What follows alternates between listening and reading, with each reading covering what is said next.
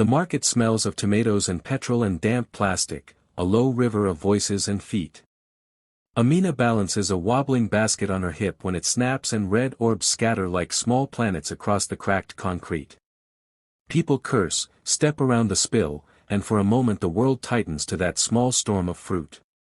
Nkechi laughs, sharp as a coin, and the sound cuts deeper than the fall. "You don't deserve this life," she says, loud enough for the stalls across the lane to hear. Amina's cheeks burn, but she does not answer.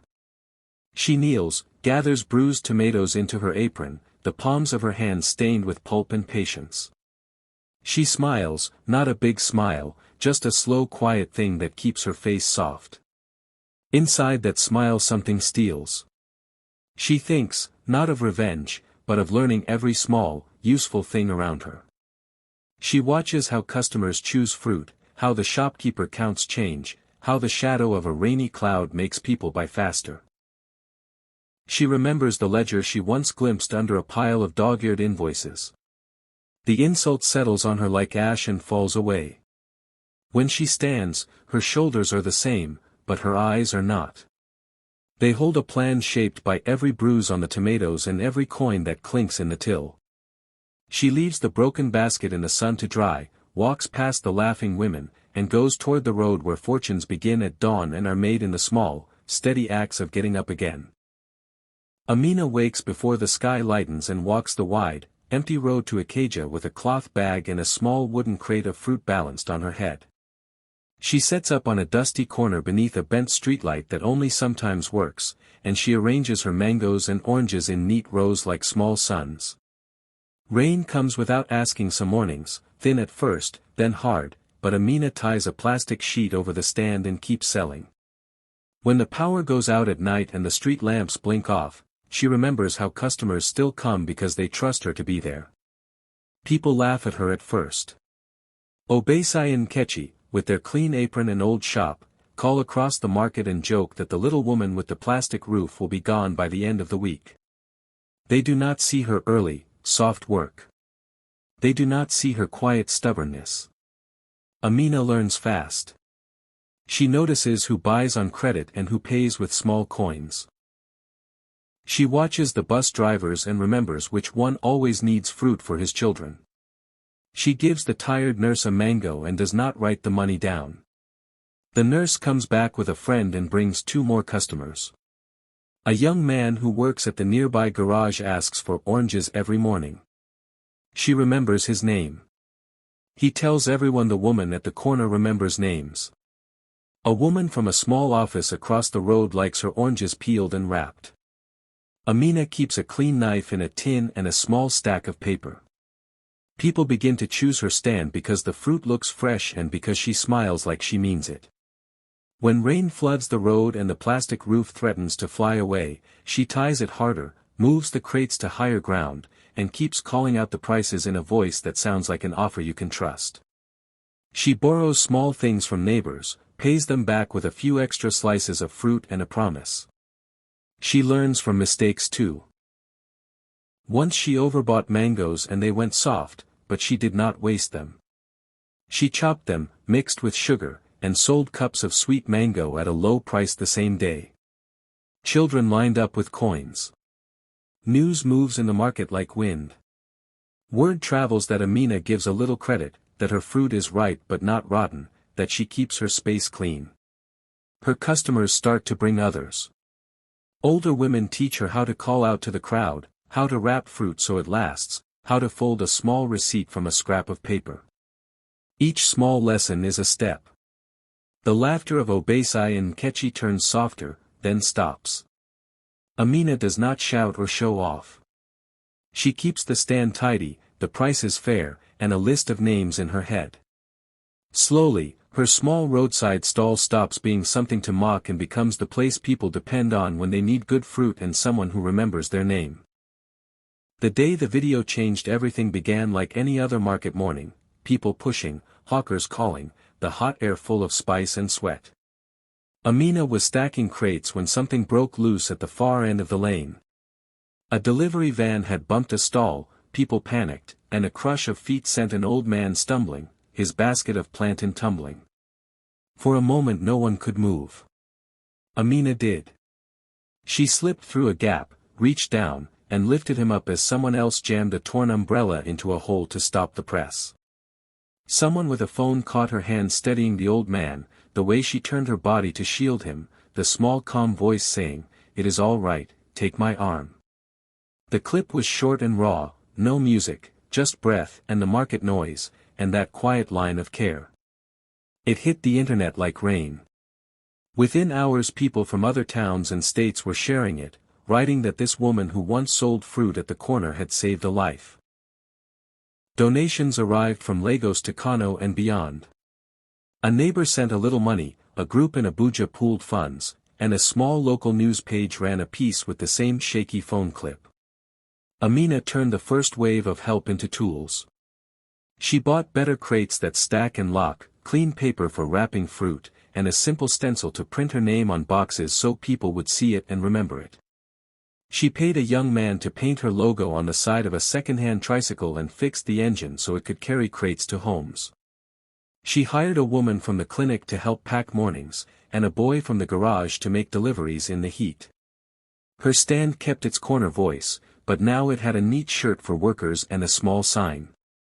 What started as a few naira gifts became the seed of something steady. Packaging mattered more than she first thought. People liked a small sticker that said, "Umoja Fresh," and a neat twist of paper around a mango. It told buyers the fruit came from someone who cared. Orders came in by message and by hand. When a customer could not come, Amina would load the tricycle and take fruit to their door. She learned simple bookkeeping to keep track of who had paid and who had not. The market watched as the small roadside stand grew tidy and swift. The same women who once laughed now paused and took her card. The old man she saved came every week for plantain and told everyone how she had steadied him in the crowd. The video had shown one small brave act. The work that followed turned that act into a name people trusted. Amina did not celebrate when people began to call her by name, she spent the quiet hours learning the parts of the market no one noticed. One evening after closing she walked back to the old shop where she had once swept the alley and asked Nkechi for a cup of water. While Nkechi chatted and boiled Gary, Amina sat near the back where a bundle of papers lay half hidden. She had seen those papers before and now she asked to help clean up, and no one thought much of a woman with a cloth and a broom. When the kitchen door clicked shut she slipped a page from under a crate and read it by the weak light of a single bulb. The handwriting was uneven but the numbers were clear. She learned what came in each week. Plantain from Ajagunal, yams on credit from a supplier in Ojo, a sack of rice that moved slow when the rainy season began. She saw names of men who delivered crates at dawn, and she wrote them down in her small notebook. There was a line that made her chest tighten. It was a loan, tall and patient, one that had grown from one bad season into something heavy. Obesai had signed for it when the shop roof leaked and customers turned away. The ledger showed interest piled on top of interest and a timetable that would crush any sudden shock. Amina did not feel triumph. She felt something steady and businesslike. She began to visit the suppliers with a friendly nod and a small purchase at first, paying cash and asking how they would prefer deliveries. She learned their schedules, what they hated doing and what they wanted most, like steady orders and prompt payment. When a supplier complained about late payments from the old shop, Amina quietly offered to buy a few crates on a trial and to pay on time. She told them about the new tricycle and the women she employed, and she showed them her little list of names who would buy every week. Some sellers were suspicious, some were relieved. Slowly she built trust, and that trust turned into better prices and shorter credit terms. She did not flaunt the ledger or shout about Obesai's debt. Instead she used the knowledge like a key, opening doors to fairer deals and to suppliers who preferred a small, honest customer to a large account that stumbled. When the Market Council asked for proof of suppliers and payments, Amina showed schedules and receipts, not gossip. She offered to help consolidate deliveries so trucks came fuller and cheaper, a small idea that saved a few faces and a few naira. Her movement was careful and clear. She wanted footing in the market, not to burn anyone. In the weeks that followed, the old shop felt the squeeze because Amina simply ran a cleaner, smarter system. People noticed the steady crates, the neat receipts, and how debts were small and paid. What she learned in those quiet hours of reading paper and listening to traders became the tool she used to make space for herself and for others who worked with her. 3 years of early mornings and careful work turned Amina's corner into something more than a stall. She called it Umoja Fresh, a name that felt like a promise, and she built it as a cooperative so the women who worked with her could share in what they made. She hired young mothers from Suralere who needed steady hours and fair pay. They came with babies tucked on their backs and with hands that knew small economies. Amina trained them to sort fruit by touch, to wrap mangoes so they would not bruise, and to keep a tiny ledger so each sale and each debt was clear. The cooperative was small at first, a bright cluster of women and crates, but it moved with a new kind of speed. Suppliers who had once sold only to big shops noticed that Umoja Fresh paid on time and bought in steady, useful amounts. They liked the regular orders and the clean invoices, and they began to give better prices to Amina than they gave to the old shop down the lane. Word spread in the supply chain the way news moves, slow at first, then all at once. Trucks arrived with fruit labeled for Umoja Fresh. The cooperative bought in bulk for the mornings and split deliveries so nothing sat too long in the heat.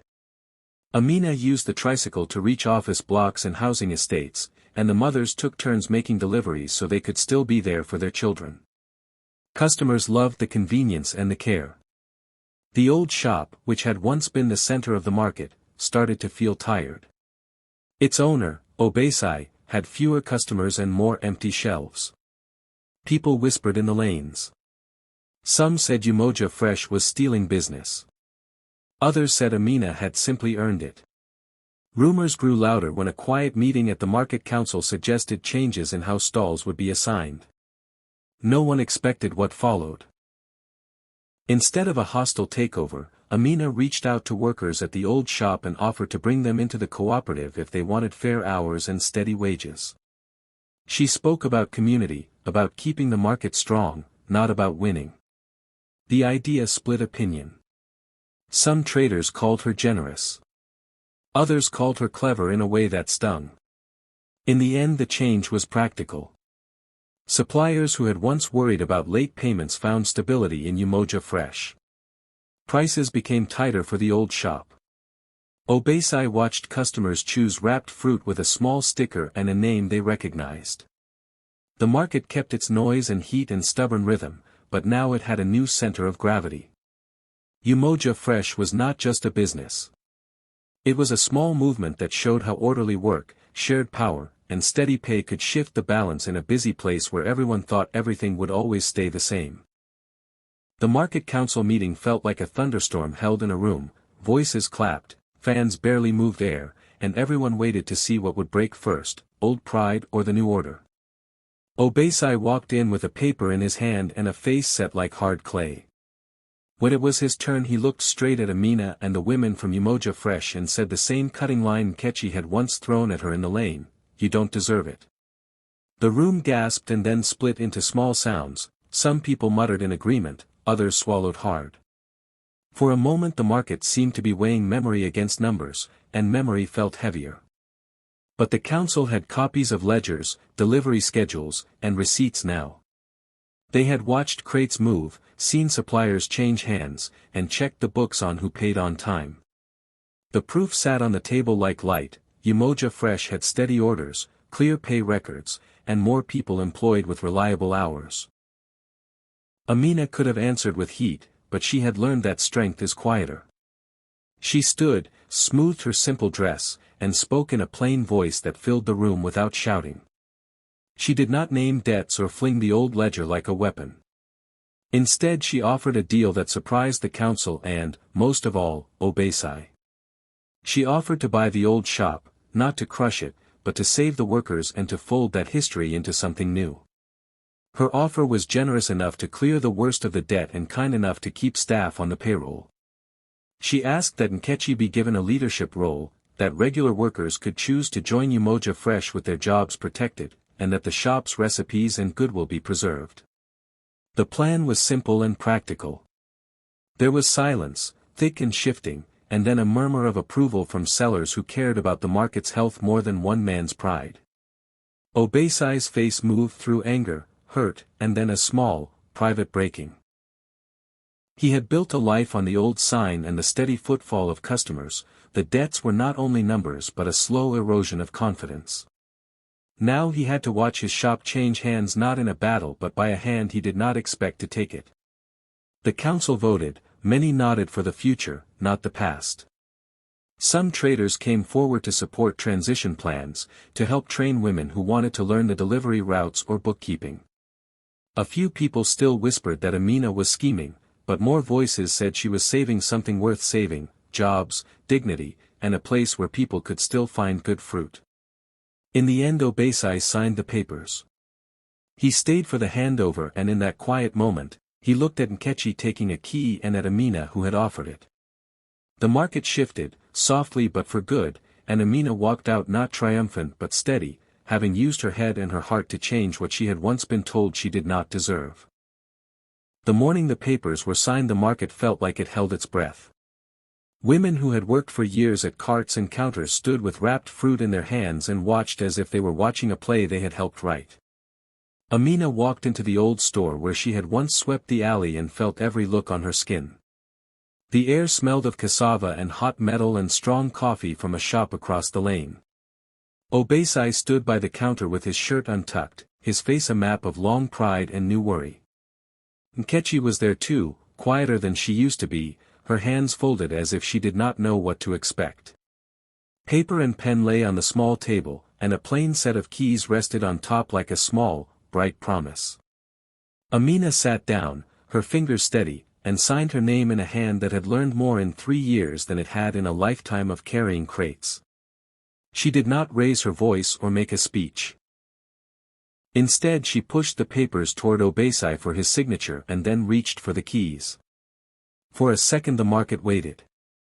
Then Amina stood up and placed the keys in Nkechi's hands. Nkechi's fingers closed around them like a woman taking a gift she had not dared to ask for. The crowd exhaled in many small sounds, a laugh, a sniff, a quick clap. Some people looked stunned. Others looked relieved. Obeisai's mouth moved but no words came that could change the shape of the moment. Amina said simply, "Run it as you wish. I want people to keep their jobs." Nkechi blinked and then smiled with a kind of real surprise that made her face soft. The workers who had been uncertain about their future pressed forward to say thank you, to touch the door frame, to feel the new paint that was still drying. A young mother from Suralire hugged Nkechi and then hugged Amina, a small loop of shared breath that seemed to stitch the past to the future. Gossip slowed into conversation. People who had once whispered about takeover now had to say something truer, that a woman who had been told she did not deserve could choose mercy over triumph. Cameras on phones flicked like small fireflies, and someone shouted that this would be a good story to tell their children. Amina stepped back and let the market see the simple truth she had been living: power is not only about owning a sign. It is also about deciding who holds the keys. Nkechi, with a mix of pride and disbelief, turned the key in the lock for the first time under her own name and stepped behind the counter as a partner. Obeisai watched, shoulders folding as if a weight had been put down. The shop that once spat at Amina now breathed with new possibility. People left that day talking not about who had lost but about how a small act of generosity had rewritten a whole street. Months later the shop looked new and bright, the paint still smelling faintly of work and fresh promise. Amina's small emblem sat above the door like a quiet statement, a simple logo, neat letters, and the words people had come to trust.